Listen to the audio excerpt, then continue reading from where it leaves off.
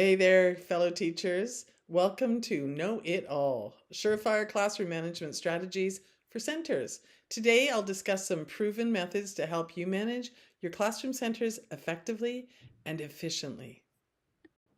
So the best evidence-based classroom management strategies for centers of any kind is to create independent students. Independence occurs when students know what to do. Makes sense, don't you think? So you've taught the kiddos what to do and how to do it. That's key because oftentimes we skip over that part. How come they aren't independent? Maybe you have to tweak your classroom management strategies that you're using. So that's what we're going to dig into today. So in truth, one of the challenges is teacher mindset. Many teachers agree with the concept of centers, but there's also a lot of belief that setting up effective centers can take a lot of time and stress. This time, realistically and truthfully, does include creating centers, implementing classroom management strategies, marking student work, and cleaning up. That can seem overwhelming, but we're going to take a look at that together. There are many evidence-based effective classroom management strategies for centers which will address some of those concerns, so let's just touch on a few. First, establish effective classroom expectations as part of your overall management strategies. If you've read any of my blogs or watched any of my videos, you'll know that I often talk about classroom expectations. You can't get anywhere without effective classroom expectations that everybody knows and everybody follows. Create these expectations with your students, then teach and review them immediately before you expect them to adhere to those expectations, certainly at the very beginning. This may kind of drift off at the end and then need to be, reminders may need to come in after longer 2-week breaks if whatever your school year looks like, but they can dwindle off after you've reestablished them. So for example, review expectations for lining up right before you send them to line up. So if you're talking about a center, review expectations for finding their activity at the center or working independently while they're at the center, or what to do about a sharpened pencil while they're at the center. Review whatever expectation you need to before you get them sent off to centers. And you may find you don't have to review all the expectations. You may just notice that kids have broken into some poor habits with pencils. You may just need to review that one expectation. That's a better way to make sure they actually remember it. And they go, oh yeah. It's also important to be sure you've communicated everything that they need to know. And this might fall under the category of expectations. For me, it's more just the instructional part. Do students know how, when, and where to transfer to the next rotation? I mean, if you've got some students going clockwise and other students going counterclockwise, you've got a mess. You may even just want to practice those routines. Visual schedules are a very effective classroom management strategy, especially for centers. Provide a visual schedule showing each group and where they should be during transitions. When you are first establishing centers, spend the initial center times reviewing and practicing transitions until things are running smoothly. So instead of the clockwise and counterclockwise movement, you say, okay, now you're here. Okay, look at the board. So when we do centers, what's going to be your next? Okay, everybody walk that way. And then you just have them practice so that they're not remembering how to find the activity, how to clean it up, how to put it away, where to go all at one time. Just practice the system and then they're confident and they know their job. Muscle memory works. Okay, now we got to talk about stamina. Students must have the ability to maintain their focus for the length of time you leave them at each center. Remember, there are developmentally appropriate time limits. Even if you are working within a developmentally appropriate time frame, remember to build stamina up to that over time. If they've just come from summer break and they've had 2 months off and they haven't had to rein their brain in or sit down at any spot for any period of time, and if you've got them sitting all day and just transferring and that's never going to work. So remember to build their time frame. Start with short activities of like 2 to 3 minutes and gradually extend to 10 to 15 minutes. This helps your students grow confident in their abilities. You may even want to develop this stamina in a whole class environment and then shift them to center slowly. And going back to what I said earlier, so it may be you have them go to their initial center, they sit down, you say, okay, how do you pull out the activity that you're supposed to?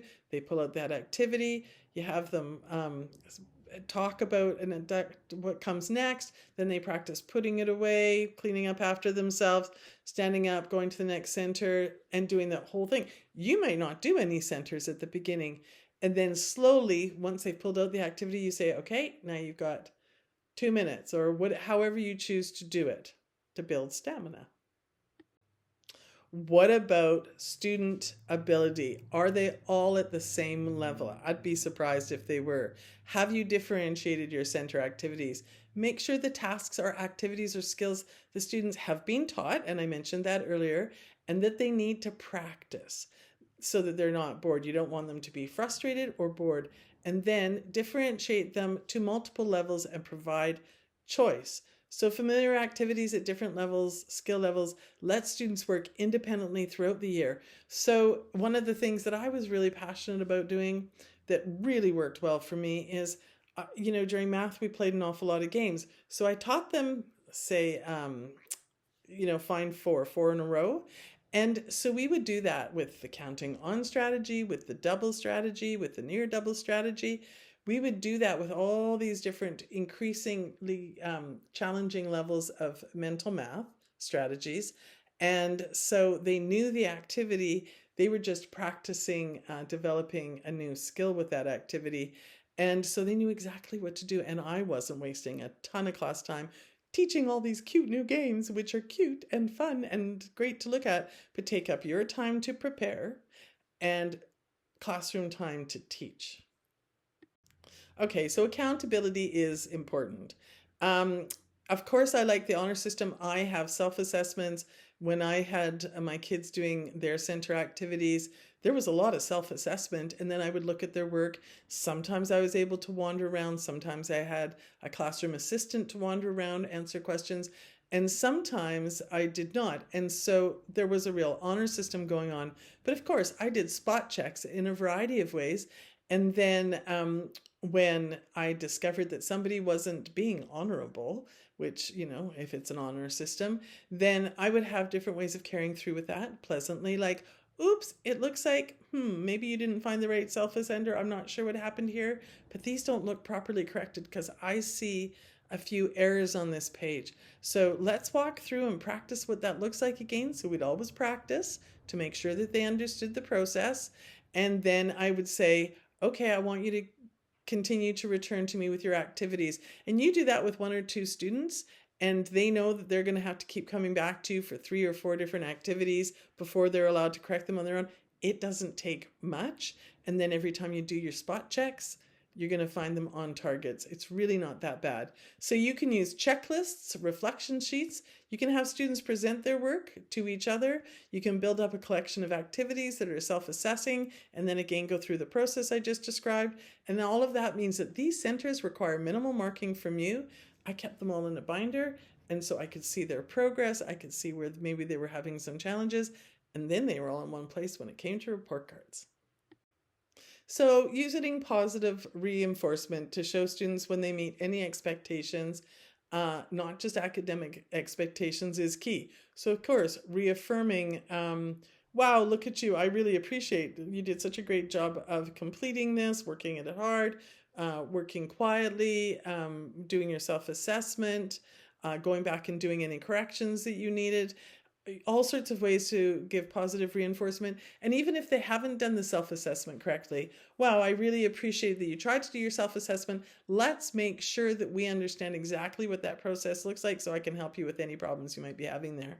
So, because they have honestly, if they've done any self-correcting at all, they've started the process. So this supports a positive classroom culture. It teaches new skills, reinforces existing ones, and promotes a growth mindset. Positive reinforcement is fantastic.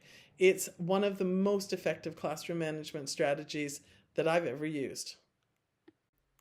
So Of course, for managing behavior, proximity, as we all know, is powerful. And it all depends how you implement this, all depends on whether or not you are teaching a small group. So it can be as simple as monitoring behavior by wandering around the room and providing immediate feedback, which is powerful. Sure, they've got self-assessment keys, but I like to go around and they love to have me do their work and or circle. I would always just give them check marks, and if there was an error I would circle it, and that gives me so much information when I'm doing report cards. And they would love to have me come around and do that, and of course sometimes if I could during class time I would do that. And of course this facilitates random spot checks. Well, teaching a small group can also be effective. So if you've got your small group working on, a little tiny 2-minute activity, give them, rather than just sitting there and watching them, get up, do a quick tour of the room for 2 minutes, come sit down. And if you do these even once a block, your students are going to know that you're still present and watching. And that is not constant proximity, but it just becomes ingrained and they understand that. And so students will be aware that you might show up at any time. Of course, students love to show you what they can do, so provide formative and summative assessments that allow students to show what they know.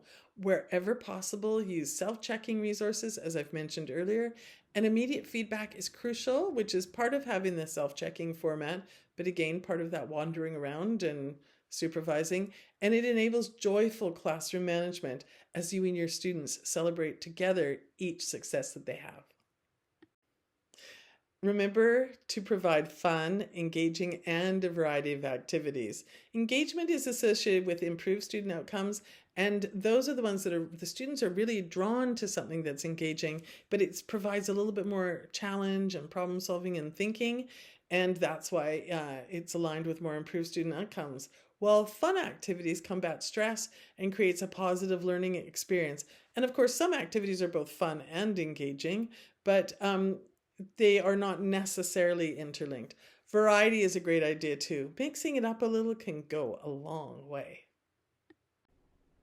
So to summarize the most effective classroom management strategies for centers, they would include establishing clear expectations and using visual schedules. I prefer small ones that might go at a specific location, like at the center or at the door for lining up or at the carpet for carpet choices.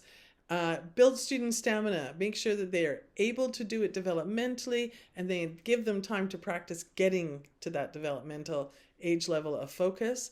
Never forget to differentiate your activities on all the kind of core pillars of differentiation. Provide some accountability. Use positive reinforcement wherever you can, but make sure it's meaningful positive reinforcement. Monitor behavior with proximity whenever possible, and remember to incorporate fun and engaging activities. Okay, so now are you ready to take your classroom management to the next level? Download my gift to you, the free classroom management checklist. You can use the bit.ly link you see on the screen, scan the QR code or with your camera, or find the link in the comments below. Thank you for watching. Please join me again. You will see some suggested videos on the right of the screen.